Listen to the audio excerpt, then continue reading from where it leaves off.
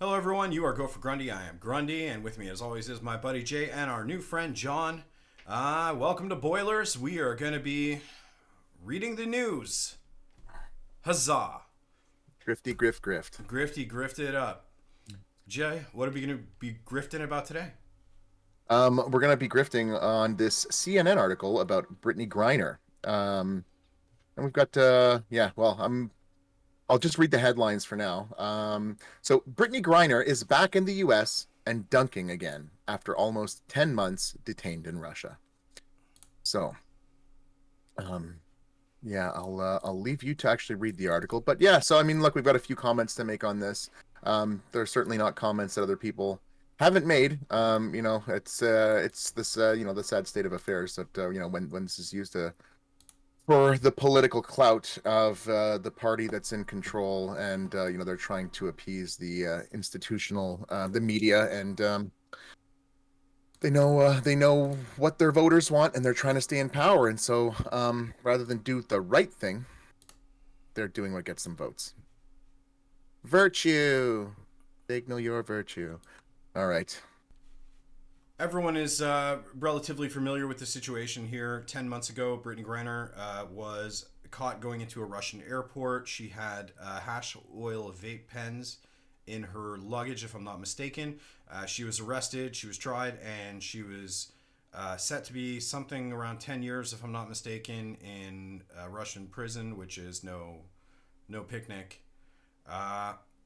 And the United States has traded her release for some super evil supervillain type dude, if I'm not mistaken. Am I incorrect in any of that? Victor Boot.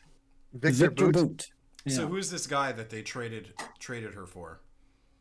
An arms dealer that has, I think, if I'm not mistaken, the movie Lord of War with Nicolas Cage was pretty much based on this guy. Really? Okay. Oh shit! Yeah. Victor remember that movie.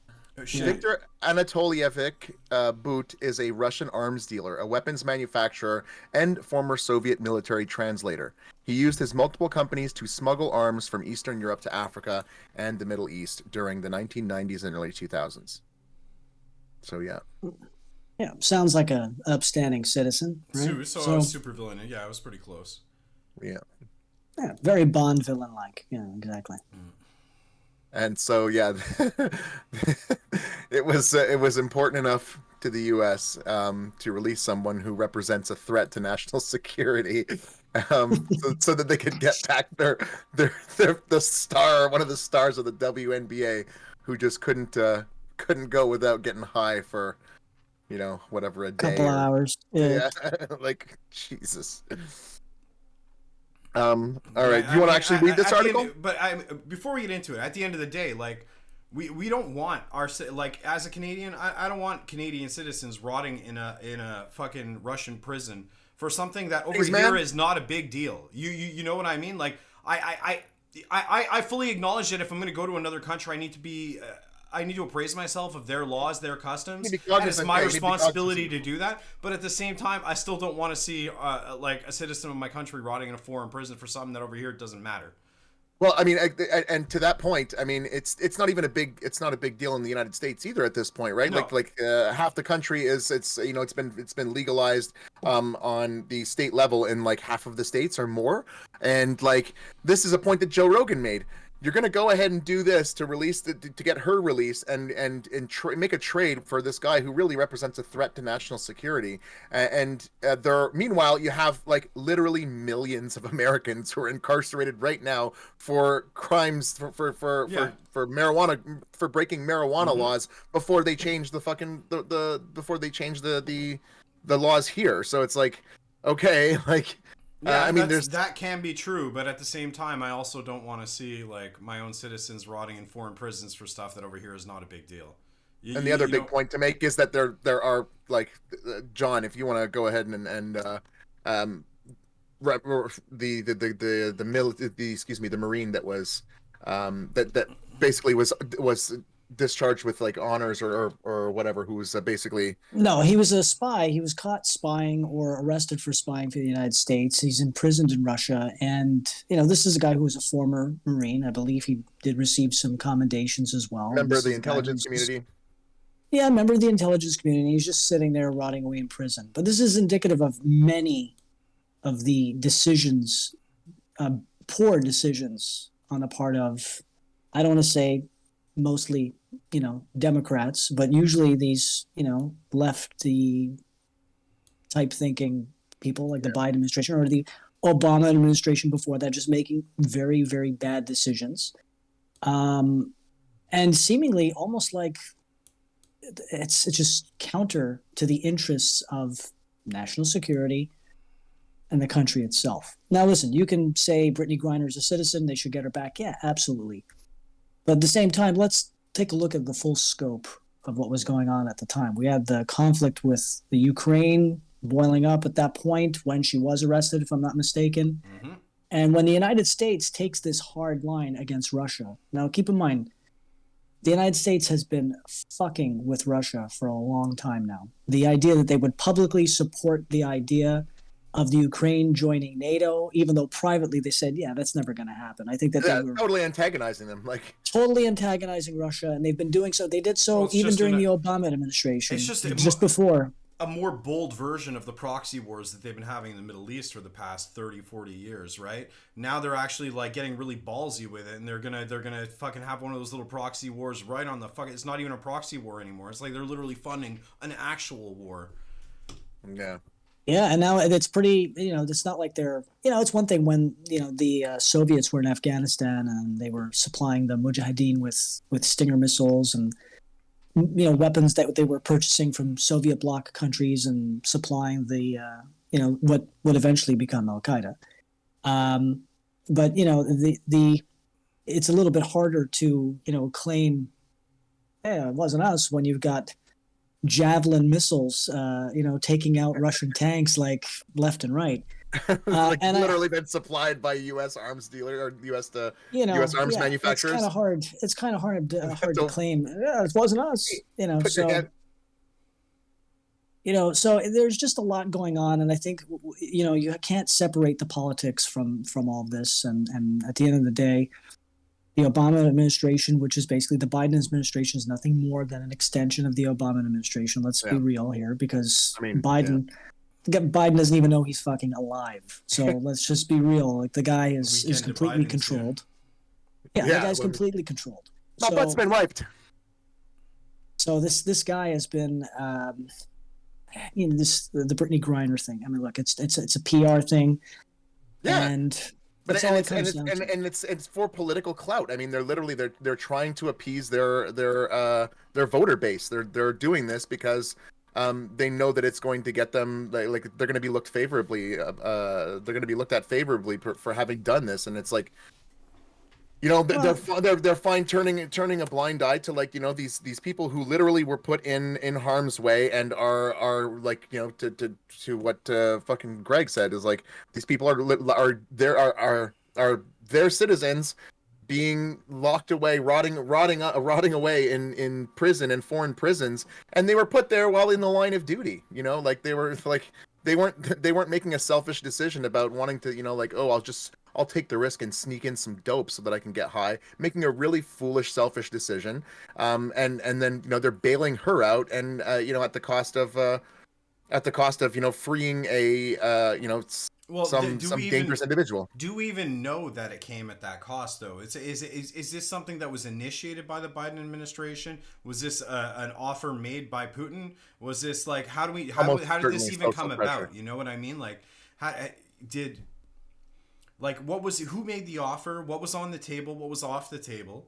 Like, it's almost certainly social pressure, though, right? Like, this was like, this is like. I'm wondering why this wasn't done before the midterms as well. This is also very interesting. Why they couldn't seal the deal on something like this for the midterms? Because when we talk about gaining some political clout, I don't know how much political clout they're going to get from this, because the presidential election isn't for another 2 years. Right. So, I doubt people are, and with the way the media is, this story is going to completely fade away in another 2 or 3 weeks, Gotcha. and something else is going to pop up anyway. Yeah. So I don't know what they're really going to gain from this politically. I think it is just more like a PR stunt, but to what end? I think they could have gained a lot more. The thing about these American citizens in Russian prisons and stuff like that is this is not the first time this has happened. Like, this happens pretty often, and every couple of years they do a big exchange where, like, oh, we have 8 of your guys, we want these 7 of our guys back. But the thing is, like, I had actually recorded a video about the Britttany Griner thing that I just never uploaded. But in that, I had gone on to describe that, and that's normal. And unfortunately, the thing is, they had actually just done one of those before she got arrested. So I actually, this is what I expected to happen. I just didn't expect it to happen this soon. I wasn't expecting a 1-for-1 trade. I was expecting her to get her, like, in 2 years as part of a trade for like 4 people or 5 people. It's really weird that it's one person being traded, and that's not normal. That's not part of the pattern of this that's been happening between the Russia and the United States for decades. It breaks the pattern. There's a lot of weird stuff going on between the Russia and the United States in general. I mean, let's take a look at the global situation. Let's take a look at the bigger picture, right? The Ukraine thing and all that stuff. Ask yourself this question: when did this conflict with the Ukraine start? About February, right? Mid-February or so? Well, it's a funny story because it was starting in late 2015 or late 2016. And then just all of a sudden, Trump boom, it just got the pause button. He got hit. Yeah, exactly. Exactly. The pause exactly. If I recall, I remember the United States positioning missile batteries around certain nations, certain NATO members, member nation states that were part of NATO just before Trump was about to take office. Tensions were really sure it was escalating. Going to be Hill Dog. They were so sure. Yeah, and so Trump gets into office, and so their whole little proxy war or hot war ended up getting delayed. And then we notice February. I really believe, in my opinion, that just think of it, Russia. We've been told for years this is the nation to be feared. We're talking about a country that has an economy the size of Italy or Australia or something. We're supposed to be so fearful of these guys. Meanwhile, you have a country the size of the Ukraine that, regardless of whether they have the American-made military weapons, whatever the hell it is, so you're telling me that a nation like Russia can't crush somebody like the Ukraine in the span of almost a year, and here they are suffering casualties at a tremendous rate, and you're telling me that none of this is, suspicious to anybody? I don't buy it. I think the entire thing is a complete fucking ruse. It's a stunt. Yeah, it's like so much else that's going on. It's just for it's something to flash at us and keep us distracted, keep us concerned, and not just that. But I think if you look at the scope of it, what we're looking at is a very public, sophisticated money laundering and arms trading thing going on. Like, it's just the amount of money that they cannot account for. We're talking about, this is a known thing. Even there's videos of Trump talking about this because he had the foresight, and he said the Ukraine, regardless of Zelensky, whether you like him, you don't like him, has always been known as one of the most corrupt countries in the world. And you have billions of dollars, U.S. tax dollars, just being dumped into the Ukraine, and they can't account for where any of this money is going. They're saying it's getting dumped into Ukraine, but I mean, we all know where that money is going, right? It's going to right back into private businesses. Yeah, exactly. Private businesses. Like, all you have to do, BlackRock just needs to get a fucking a truck that could drive 2 trucks across the country and then charge $100 million per trip. That's all they have to do. And then there's the weapons. Think about the weapons. Where are these weapons going as well? Sophisticated weapon systems. You're telling me that the Chinese... Well, they're going to the people that are going to be bombing us in 10 years. That's who they're going to.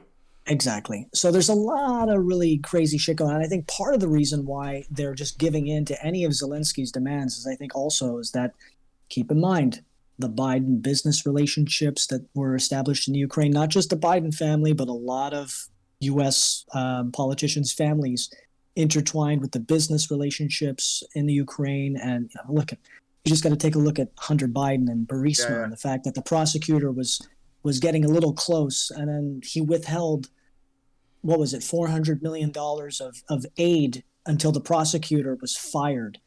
Really? You don't remember that? You didn't hear No, that? I There's don't. video. He admits it on video, dude. It's really He it's admits just it. No way. Bro, I'm I gonna think pull it. they I'll pull up really, the video. compromised. He's completely compromised as a 100%. president, and I think that's part of the reason why we're seeing any demands made by Zelensky are just being met. And this little troll also, if you recall a few weeks ago, where they were Ukrainian missiles that hit on the Polish border, killing a few people. I think that was deliberate. I think that was a deliberate attempt I remember seeing succor. Yeah, I think that was a deliberate attempt to succor in other NATO member states into a larger scale conflict. Well, how many times has that happened in the past, where some event that's taken place, which was carefully planned in order to stir up, in order to basically to manufacture the consent of the people that they're governing. Okay, now we're okay with going in there and intervening. Anyways, it's happened. Throw that up digress. on the share, because we got the video. Brags about getting Ukrainian prosecutor fired. Oh yeah. Supposed to announce that there's another. You're saying he's completely compromised as a president, and this is a little bit of a tangent, but it really and this what we were saying before about how people are so atomized, they're so complacent, they're just they're apathetic about all this stuff. They just feel completely helpless, and as long as they can get their immediate needs met, they're just whatever, I don't want to think about it. They don't want to be bothered to think critically about this kind of stuff. It's think about the risks that Julian Assange and Edward Snowden took, the personal risks that they took, and to demonstrate all the stuff that was taking place that they never consented to, things that were illegal against the U.S. Constitution, and all of it's out in the open now, and these guys are still in fucking hiding 10 years later. More than 10 years later. What was it, 2011 when this shit happened? And it's nobody fucking cares. Nobody did anything about it. It's all whatever. And they just keep pumping bullshit into the news cycle and controlling our discourse so that people don't have the time to sit there and say, oh, you know what? This is a fucking problem. We should actually do something about this. They're breaking the fucking law. Remember, and it's they got us so distracted fighting each other. Left versus right. And it's just they control our fucking thoughts by injecting all this bullshit into the discourse artificially, things that wouldn't normally become a problem. It's just the bullshit politics that the games that they're playing with us. Remember, really CNN is the network that thought that an airplane got sucked into a black hole. What? You ever saw that? Don I Lemon don't thought an airplane, there's some Chinese airplane that just vanished, and he's like, serious question, but not really. Or something Is it like possible that. that I got stuck into a black hole? People are speculating that it may have got sucked into a black hole. Now, I know it sounds crazy, but is that crazy? I think that's what he said. Is that crazy? And he's he works in aviation. He's sitting there. He's like, oh, what? how the fuck am I this a supposed to real answer show? that? I work for the fucking American Aviation Society, dude. I can't answer questions about fucking black holes. I'm sorry, I'm not a theoretical physicist, astrophysicist. I look at radar. Listen, the media also. Let's just take a look at what the media is. It's not to get we're gonna jump all over the place, but the media is an extension of it's the mouthpiece of Sauron, if you will, right? I mean, that's basically what it is. Yeah. Especially CNN. Well, it's all been corrupted, right? It's like John and I were talking earlier, and I was making this point about how religion used to represent this power structure, because it had influence, and it was across borders, across national borders. The Catholic Church or whatever. I mean, these power structures. These institutions, which basically have tremendous amounts of influence, basically just become targets for people who want to co-opt some of that influence, who want to basically take over that influence. And now what we have is, the religion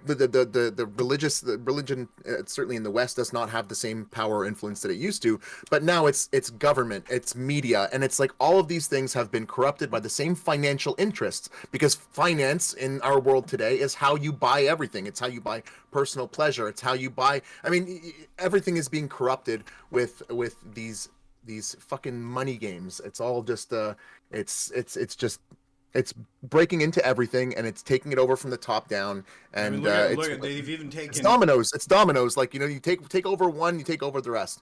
they've taken all the dating apps and they've commoditized. They made us commoditize each other. Now we're all like fucking products that people shop for like fucking shoes. Like it's fucking sad. Like the whole world runs like that now. Yeah. That's actually a very good point. Yeah. I'm 40, so I don't even know where my phone is right now. Like, I don't give a shit, but like, I see people that are younger than me walking around. They can't fucking take their eyes off the gosh darn things. You know, it's funny, the amount of, in my line of work, you know, when you work in sales, or especially when you have to hire and train people, and a lot of the people that come in that I run into are young people, and they lack so many communication skills, just the inability to even look at you in the face when they're speaking to you, the inability to just speak in general, to use any type of influence or charm. You know, every once in a while you'll run into somebody who is well-spoken and has a personality. And then when you find out that they were raised by not watching television, and they were very, homeschooled, you know, homeschooled or something like that, it's like, oh, that's part of the reason why you're not completely fucked up. And that I can actually talk to you like a normal human being.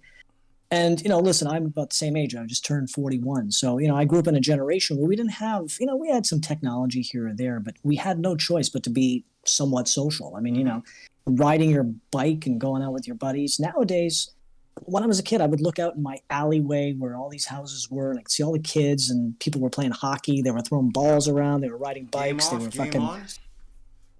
Yeah, we had to make decisions. We had to make decisions. We had to interact with the world. You know, we had to really interact with the world. And now everything, there's just like you look outside, like, man. There's no kids playing. That's all. No, well, it's like all the decisions are made for us. It's like, oh, now like you know, we were talking about how we have the collective of all of the history of human information, of all human knowledge at our fingertips. It's like, because we have that, we don't engage, we don't learn hard lessons anymore, right? It's like people don't engage with things.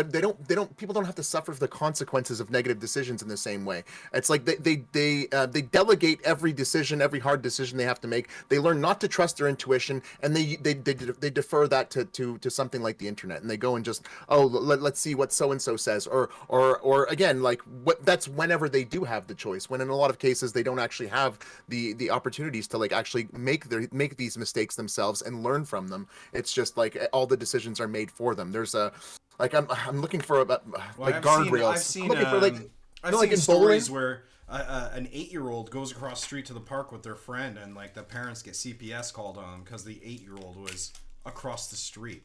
Like, really weird shit. It's like, I remember being like 12, and I'm like 9 in the morning. I'm like, bye mom, be back for dinner. And I didn't even know where I was going, so I couldn't tell her where I was going. I would just go, and it'd be me and a group of like 10 boys. All driving around on our bikes all day. We'd come home covered in scrapes and bruises. They'd be like, where the hell were you? Oh, well, we went to, we went to the scrap yard, and then from the scrap yard, we went to the quarry, and we went swimming, and then after we were at the quarry, we went jumping off the bridge so you could jump from the high. Like, and now kids today really are like, dangerous shit. Yeah. And my dad's like, that sounds like fun, you know? Like, but nowadays you don't get that. We sound like such boomers. We are really boomers. You know, also, I was going to say that also part of it is just, maybe it's another symptom of the amazing success of the West, and we're just completely, just the decadence of the West, and we're at that point where. That's why, I mean, it's the success of the West, and it's like it's that we developed such a system where there's like so much safety and so much opportunity, that basically in Western societies, victimhood became privilege, right? Like, victimhood became privilege because of that, because we were so advanced, we were so compassionate that, like, basically we would all jump to the defense of somebody who was being, you know, unjustly oppressed or unfairly treated. And so that's why you ended up with like a whole generation of fucking people who basically have Munchausen syndrome, and who are you know, like, oh, I'm crazy, I have this mental illness, and they're looking to diagnose themselves and looking for more, like, because they want sympathy, because they know that like that represents some level of protection. Like It's the victimhood overfed- became privilege. The overfed Victimhood rat became experiment. privilege because of that success. The experiment where they overfed the rats, where once you start feeding rats and you've overfed them, they no longer know how to feed themselves afterwards. So then they just become feral and they just sit around waiting to die, pretty much. I don't know that one. There's a lot of rat studies that I love that I reference and I write about them. Like there's like 3 or 4 of them that I reference all the time. I'm not familiar with that one. Yeah, once they no longer have to like, work for their food or whatever, they just don't. They forget how. Exactly, and that's what's happening to us. Like we no longer have to struggle for anything. So like, if one day the electricity went off and we didn't know how to turn it on, no one knows how to grow a fucking tomato. Yeah. Everyone's gonna need to eat tomatoes. No one knows how to fucking grow one. It's like that earlier episode when I was like, oh, see, drop someone into the woods. Where do I get hot dogs? It's like fucking. You just plant a hot dog, it'll grow a hot dog tree. It's just like we're so, and this was, I think this was the episode that was the earlier episode where I was talking about how we need a renaissance because like when the guys are trying to fill their tires with propane, yeah. Our skill set is so highly specialized. We are so fucking dependent upon a full service economy, right? Where like everyone does a very specialized thing, but then on their own they have no like this again. It takes wisdom to sew all this shit together. You can have a really specialized skill set, or a little like you can have a really you can have a tremendous amount of knowledge in a specific area, and then just like be completely inept everywhere else because like what's important is that we have a variety of useful skills and we know how to like wisdom comes from weaving all of those together into something that actually works. But it's like we're so dependent, we're so like highly specialized, and so again, you pulled one brick out of the foundation and it's like I said, you take someone like who was born in the last 20 years and drop them in the woods. I mean, they're very likely to die. Like, drop them in the woods and say, okay, survive for a month. Like, I said this earlier, right? Yeah. I said it earlier. We've been made to feel like when you we have so many safety nets, to everything. Yeah. You take away that safety net and you add that little bit of that excitement or that danger. that unknown, that it triggers that survival instinct in you, right? Yeah. I mean, and so I don't think that we have that. A lot of people just don't have that. There's just so much of a safety net for everybody. They just don't know how to do anything. Coddled. They're so coddled, yeah. Everybody's coddled. And so, even for myself recently, I've, been going through some stuff to it on here. But, I've had to do a lot more for myself than I ever have. And it feels, guess what? It feels really fucking good. Yeah, for sure. It feels really good to be able to get there and just, do things for yourself and just, be a man, and do those, and it's little things. Taking personal responsibility, like that's it feels what good. It feels really very good. Yeah. And so I don't know what it is. I think it's just, again, Mom, how many people still, live at home or moved out only when they were in their well into their 30s? I'm one of those people. You know what I mean? That did the exact same thing. So it's you see a lot of it more and more and more. And failure to launch. Failure to launch, man. That's what it is. And so it takes a little while for some people to get their shit together, if they get their shit together at all. It's funny because people are rejecting the ideas of maturity. I mean, like for a lot, like I think you could make a compelling argument that like you're not really an adult until your life is about something more than yourself, right? And so that's why like having children, you're never I want to be ready for it. You're never really ready for it. You don't know what that experience is going to be like. You can read about it, but you're not going to know what it's like to have someone who becomes the priority, whose own existence supersedes your own in terms of importance, someone you'd be willing to sacrifice yourself for. And I think that has a big part to do with becoming an adult, like, with maturing. And you have like an entire, to the last 2 generations of people. I mean, our birth rates are in the fucking toilet, like people don't want to have kids. It's going to get in the way of me. It's like, we're also selfish, petulant little children who can't accept that the world is bigger than just, than the end of our fucking nose. How old were your parents when they had you? 23, 24. Okay. 20. Same here. They were 20 years old. Everybody, and they didn't know. They weren't even married yet. They didn't know what the fuck they were doing. they had and no they had a idea. kid. My mom's pregnant in her wedding photos. You know what I mean? Like, they had no idea what they were doing. And take a look. And my dad, I got to tell you, and I'm one of those. I was fortunate enough for my parents. They're still together. That's another thing too. A lot of people don't have that. Yeah. But they had no fucking clue what they were doing. And I still think I turned out to be a well-adjusted human being. And, I had a good example of a man in the house, of what a man should be. Listen, my dad had his faults here and there like everybody else would. But, I think that's another thing, too, that people aren't growing up with a lot either, is that nuclear family, a mom and a dad. That's another thing that's completely fucked. It's built straight up villainized. It built civilization. Point, yeah. I mean, the unit, the family unit. I mean, it's like I forget what the it's not an analogy, but like the holographic. Like where the little is contained within the large. Like it all has to be structurally sound at every layer. So you start with the family, outward the community, and then on top of that, you have to have a solid foundation, and that foundation, that nuclear family is something that stood the test of time and has proven that it creates healthy individuals. And we don't have that shit anymore. Like Greg was saying, it's the fucking government that's raising the children these days. And it's like, anyway, it's by design. Yeah, by design, 100%. Yeah. Another thing I noticed too is more taxable income too. Like get both parents out of the house. Mm-hmm. You can have your opinion of church as well, but when we talk about community, we go back, maybe not my parents' age, but maybe their parents and before that as well. In most places, especially in North America, where did people spend their Sunday afternoons? Or Sunday mornings. They went to church. Community, man. It's like literally. And it's not a big thing. Like if you walk down the street now, let's say where I grew up, you walk down the street and you pass by somebody, you don't say a fucking word to them. You don't make eye contact. Don't look at them. Yeah. And that's also 50 years ago. Yeah, but 50 years ago, you would have said hi to that guy because you probably see him every Sunday at church. And just that little tiny interaction, I mean, it makes a huge difference. And we don't have any of that anymore either. Well, I mean, this is the whole thing with my book. Like if I had to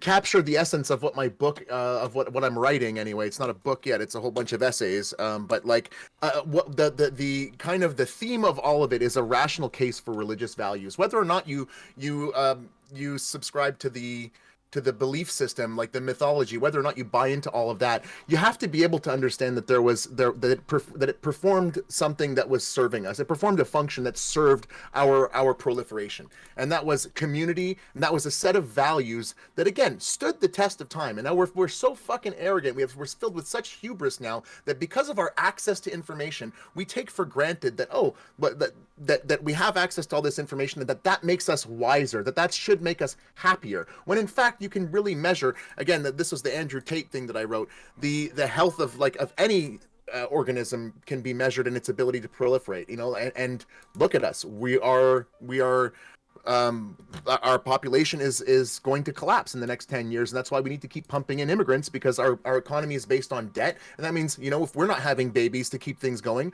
we're going to have to import more people and then, qualify them for loans, bury them with debt, and keep the whole fucking machine running. But it's really the religious values. I mean, it's, and to your point about not saying hi to someone, it's also the multiculturalism that's, again, it's by design, and it's something we're being it's social engineering. It's not necessarily something that, like, if there's taking in huge swaths of immigrants, if they're going to come in and assimilate and become part of our communities, that's fine. But it's when they're isolating each other off, and then there's this sense of otherness between us, it's not something that's conducive to a cohesive environment. Well, it's almost encouraged now too for people to be sort of ghettoized and sort of stick to their own and exactly. So on and so forth. There's not much of this integration, what I mean?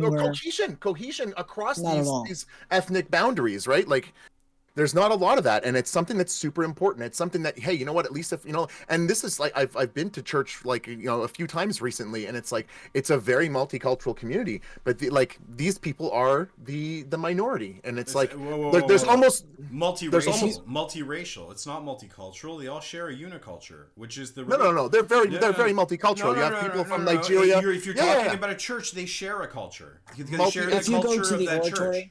No, they share a belief system, but they have different cultures.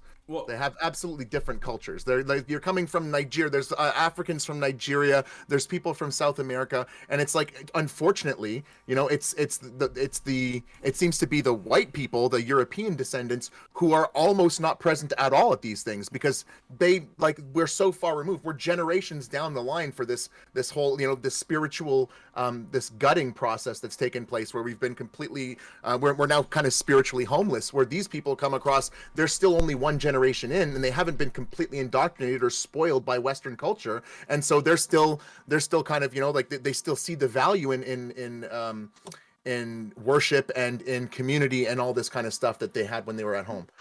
It's interesting. When I went to the oratory recently, my wife and I, we went to the oratory because we give money to, and we went to this sort of like a dinner or some sort of little thing, get together. And not only were we were the youngest people there, any of the people that were, white were very, very old. Yes, and the rest were made up of people from everywhere else. There was a lot of people from, you name it. I mean, Africa, Philippines, Mexico. Philippines huge too. In Philippines, yeah. And it was just there were a lot of folks, and if you go to any of the Sunday masses or any mass at the oratory, there are a lot of people there. They're really outnumbering all the whiteys. That's for sure. 100%. And I think again, that's like it's part of our social. It's part of the social engineering, the indoctrination, the cultural values that have been injected into our society over the past couple of generations. And it's like the kids are completely separated from.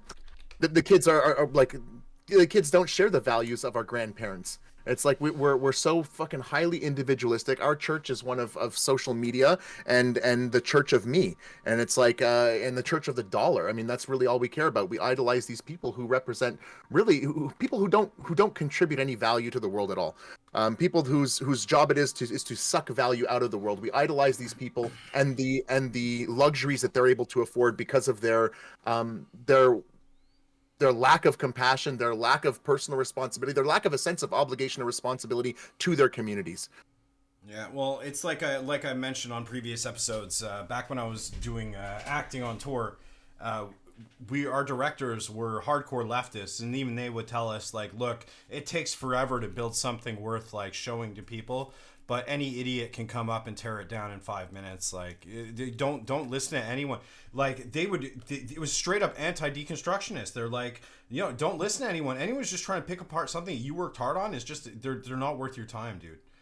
And I wish more people had that perspective, because right now we seem to be giving a lot of attention to people who don't have any value and just try to tear the value away from other people. It's really really annoying. It's treating it like a zero-sum game. It's like, oh well, like there's this much available, and instead of working together to accomplish something greater, it's like, oh let's there's a sense of otherness, there's a sense of distrust, there's no, like, the social cohesion is gone. The stuff that what was provided with our with our churches, our community, our religious communities, our spirituality, our faith. I think a lot of it was lost. A lot of it went by the wayside. And I think fundamentally, if you want to, like, again, you should be able to look you should be able to look objectively with intellectual curiosity at these religions who are basically responsible for the formation of and the proliferation of so many different countries and civilizations across the world.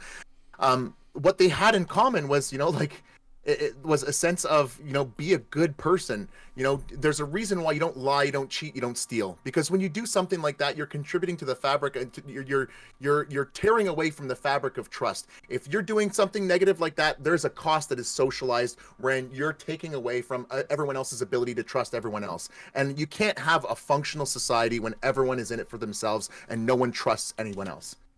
I keep hearing I keep listening to that whole, that catchphrase that they love using. Diversity is our strength. Yeah. Sure, it is. But at the same time, you have to have a unifying element, right? You have to have unifying principles and value. So, when you have people come here and you encourage them to keep all the shit that they had back home and you bring it here, whether they come from some sort of hardcore radical Islamic society or maybe they came from, God knows where the hell they came from. And you tell people to not embrace this. You tell them to hold on to the bullshit that they're escaping from in the first place, or whatever the case may be. You have to have some type of unifying element, whether it be Absolutely. the belief in Well, it's the in paradox of freedom, tolerance. or the belief in freedom, or whether it be religion, whatever it is. I don't know, but we have to have a unifying element. Well, that's like the and paradox we of don't have tolerance. anybody encouraging that. The paradox of tolerance, like where like, okay, tolerance is a virtue, and it's like you're going to be so open and so tolerant that you're going to be tolerant of you're going to be bringing in elements or cultural elements that are intolerant of the ones of your tolerance. It's just like eventually it just Okay, the whole groomer. thing falls apart. But yeah, and to the point of diversity being our strength, I mean, diversity, it should be a strength, or there are elements of it which can present positive benefits, but like with what's going on now and what we're being pushed towards, it's really the homogenization. It's really it's diversity, a surface level diversity, which again they're trying to blend everyone together. Like they're trying to get us all to they want us all speaking the same language, all holding the same beliefs, all consuming the same media, and all that's not diversity. In order to actually Okay, so what just an example of what he's saying. If you want to have a space shuttle, okay, you need to have a pilot. You need to have like a theoretical physicist. You need to have a mathematician. You need to have a biologist, okay? But if the Netflix was sending the spaceship up into space, they'd have a black pilot and a Chinese pilot and a Southeast Asian pilot. and that's the diversity we would get. That they'd just have 4 pilots and no one would be able to do anything. But they'd all be different colors. Yeah, well, it's very certain. It's all, and that's only for however many generations, right? Like eventually, they're encouraging, and I think that there's something to be said. Like we should have the right to, it's like. I made this point about like imagine going to Israel and being like, man, what's with all the Jews? Why aren't there, like it's like, like you get like. Where the fuck are you? Like get a clue. Like, people should have the right to preserve their own. What's wrong? Culture, you don't want your descendants to be goobacks? Exactly. That's I made this point on another episode, but like that's eventually what's going to happen is we're all going to be like there's going to be no diversity of opinion, diversity of culture.